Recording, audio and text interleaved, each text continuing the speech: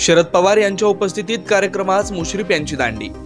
शिरोळ तालुक्यातील निमशिरगाव येथील स्वातंत्र्य सेनानी पी.बी. पाटील सेवा सोसायटी आणि महसूल भवन सभागृहाच्या पायाखुदाईच्या कार्यक्रमास राष्ट्रवादीचे अध्यक्ष शरद पवार यांच्या प्रमुख उपस्थितीत कार्यक्रम होता। या कार्यक्रमाचे अध्यक्षपद मंत्री हसन मुश्रीफ यांच्याकडे होतं। मात्र या कार्यक्रमात एकच चर्चेचा विषय ठरला, तो म्हणजे हसन मुश्रीफ यांची दांडी।